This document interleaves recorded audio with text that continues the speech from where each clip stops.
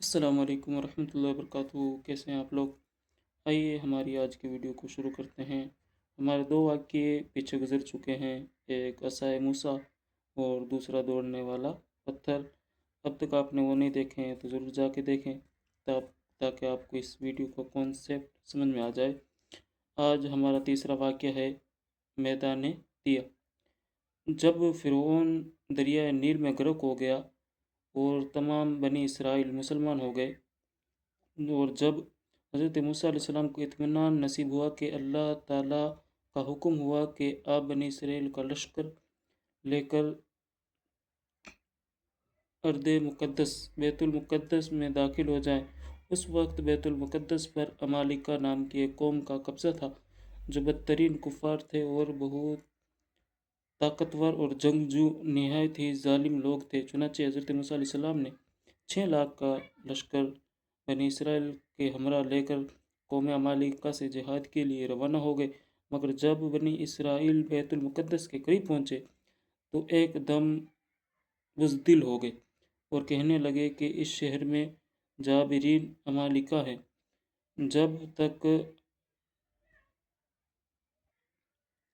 کہنے لگے کہ اس ملک میں جابرین عمالقہ ہیں جو بہت ہی زور آور اور زبردست ہیں، لہٰذا جب تک یہ لوگ شہر میں رہیں گے ہم ہرگز شہر میں داخل نہیں ہوں گے۔ بلکہ بنی اسرائیل نے حضرت موسیٰ علیہ السلام سے یہاں تک کہہ دیا کہ اے موسیٰ، آپ اور آپ کا خدا جا کر اس زبردست قوم سے جنگ کریں، ہم تو یہیں بیٹھے رہیں گے۔ بنی اسرائیل کی زبان سے یہ سن کر حضرت موسیٰ علیہ السلام کو بڑا رنج و صدمہ ہوا اور آپ نے باری تعالیٰ کی دربار میں یہ عرض کی کہ بسم اللہ الرحمن ربی انی لا املک الا نفسی و اخی فافرق بیننا و بین القوم الفاسقین۔ ترجمہ: اے رب میرے، مجھے اختیار نہیں ہے مگر اپنے بھائی کا، تو ہم کو ان بے حکیموں سے جدا رکھ۔ اس دعا پر اللہ تبارک و تعالیٰ نے اپنے غضب و جلال کا اظہار کرتے ہوئے فرمایا فَإِنَّهَا مُحَرَّمَةٌ عَلَيْهِمْ 40 سَنَةً يَتِيهُونَ فِي الْأَرْضِ فَلَا تَأْسَ عَلَى الْقَوْمِ الْفَاسِقِينَ۔ ترجمہ: تو وہ زمین ان پر حرام ہے، 40 برس تک بھٹکتے رہیں زمین میں، تو ان بے حکموں کا افسوس نہ کھاؤ۔ اس کا نتیجہ یہ ہوا کہ یہ 6 لاکھ بنی اسرائیل ایک میدان میں